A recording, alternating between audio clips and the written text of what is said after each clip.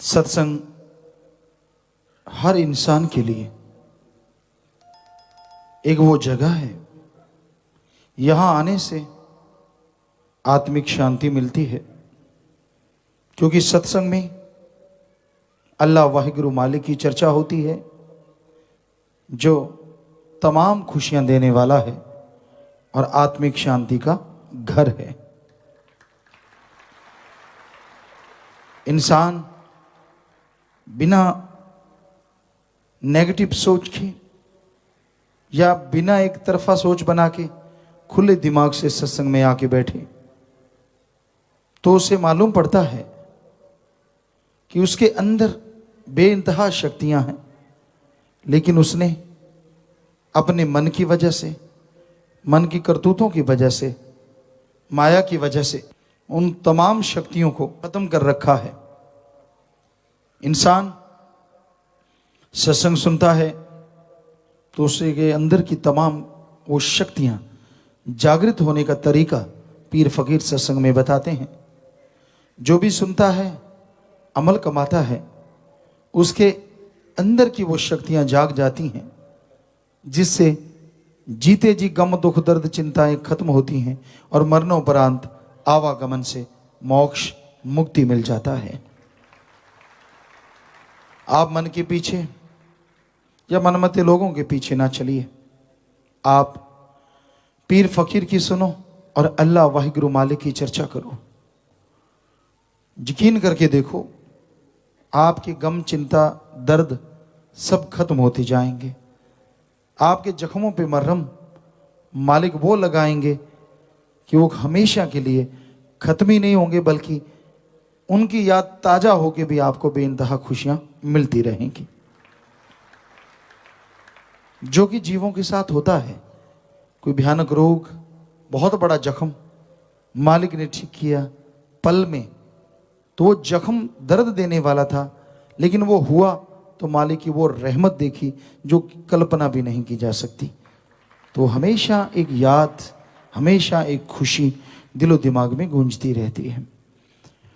तो इसलिए हर जीव को अपने परम पिता परमात्मा से प्यार मोहब्बत बना के रखना चाहिए, क्योंकि वो ओम हरि अल्लाह वाहिगुरु सबका दाता है। उसके बिना समाज में कुछ भी नहीं है। जो आपको दुनियादारी के रंग बड़े अच्छे लगते हैं, आप नहीं जानते इन फूलों के साथ कितने बड़े बड़े कांटे भी होते हैं।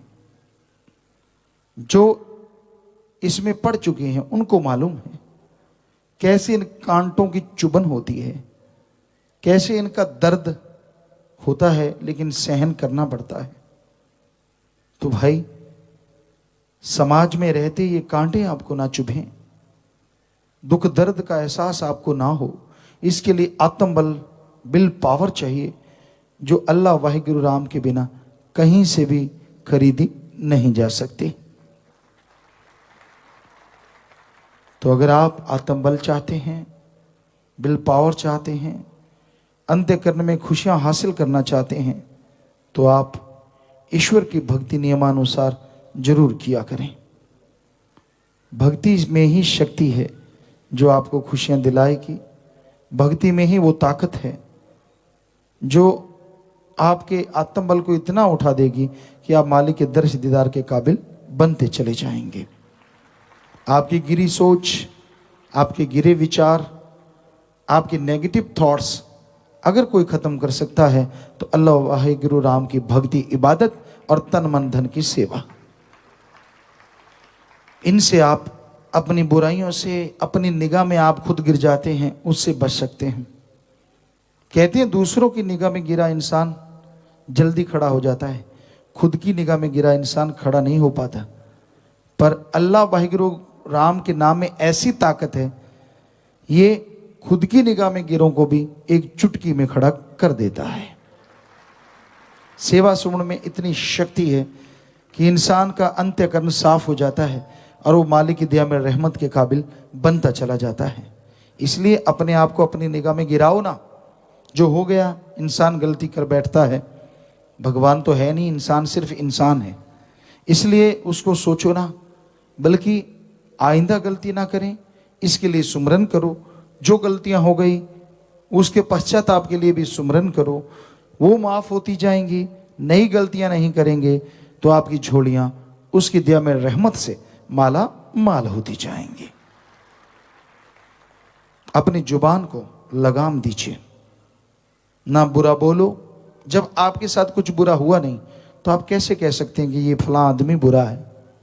किसी ने आपको कह दिया ये बुरा है जी, फलां बुरा है जी, आपको देखने में भी लगता होगा, पर आप क्या रब हैं, भगवान हैं? क्या आप जानते हैं कि जो आप सोच रहे हैं या जो तस्वीर आपका दोस्त, आपका मित्र आपको दिखा रहा है, क्या वो सही होगी? आपके पास क्या ताकत है? कैसे जानते हैं आप कि वो जो गलत बोल रहा है, गलत कह रहा है, वो सही है? अगर आपके साथ ऐसा कुछ है तो बताइए। कई लोगों के साथ ऐसा कुछ नहीं हुआ होता, कोई बात नहीं होती, लेकिन बस जैसी उनको तस्वीर दिखा दी, भेड़, इंसान नहीं रहते वो, भेड़ चाल। तो भेड़ मत बनो। उस अल्लाह वाहिगुरु राम, उस मालिक शेर के बच्चे हैं, भेड़ों में क्यों चरने लग गए? उससे लिब लगा के रखो। मत अपने आप का बुरा खुद अपने हाथों से करो। इसलिए भाई सत्संग में आना जरूरी है। सत्संग में ही फकीर बताएंगे, और जो सुन के अमल कमाएंगे यकीनन वो जिंदगी में बहारें ले आएंगे। सारे गमों के बादल छट जाएंगे, सारी परेशानियां हट जाएंगी, और ऐसा मालिक के नज़ारा मिलेगा जिसकी आप कल्पना नहीं कर सकते। पर मिलेगा तब, पहले आप अमल करो। हम ये नहीं कहते कि हफ्ते में मिल जाएगा। आप जीवन जीने का ढंग ऐसा बना डालो कि सारी जिंदगी भक्ति करेंगे, सेवा करेंगे, परमार्थ करेंगे, यकीनन एक ना एक दिन आपका भाग्य खुल जाएगा और मालिक की दर्श दीदार, आपकी जायज मांगों से आप माला माल हो जाएंगे। बाकी मर्जी आपकी। हमारा फर्ज चौकीदार का काम आवाज लगाना है। आपको बात जची ना जची उससे हमें कुछ लेना देना नहीं। हमारा फर्ज आपको बताना है। जच की बात, मान ली बात तो बहुत खुशियां, नहीं जची हमें कोई गुस्सा नहीं, पर कर्मों का बोझ आप उठाते रहो। यहां तक निगाह देखती है वो रहता है, और यहां निगाह नहीं जाती वहां भी वो हमेशा होता है। इंसान की आंखें वो नहीं देख पाती जो मालिक ने सब कुछ बनाया है। मालिक को देखना तो दूर की बात है, मालिक की सृष्टि में सूक्ष्म जीव हैं, कारण जीव हैं, जल्दी से आदमी खुली आंखों से उन्हें भी नहीं देख पाता। अस्थूल काय, जिसमें मनुष्य, पशु, पक्षी ये शरीर आते हैं, इनको इंसान देखता रहता है और इसी को सारी दुनिया माने बैठा है। या फिर लोगों के दिलो दिमाग में त्रिलोकी के बारे में होता है। आसमान है, धरती है और पाताल है, ये तीन लोक हैं, ये त्रिलोकी है।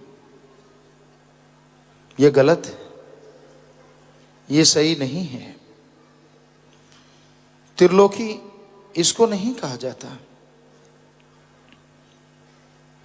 त्रिलोकी यहां स्थूल काय जो शरीर दिखते हों, सूक्ष्म काय जो शरीर नहीं दिखते, कारण काय जो देवी देवताओं के शरीर होते हैं। बड़े हो सकते हैं, बिल्कुल छोटे हो सकते हैं, नहीं दिखते, वो चाहे दिख सकते हैं और उनकी परछाई नहीं होती। तो ये तीन तरह के शरीर यहां रहते हैं, उन्हें त्रिलोकी कहा जाता है।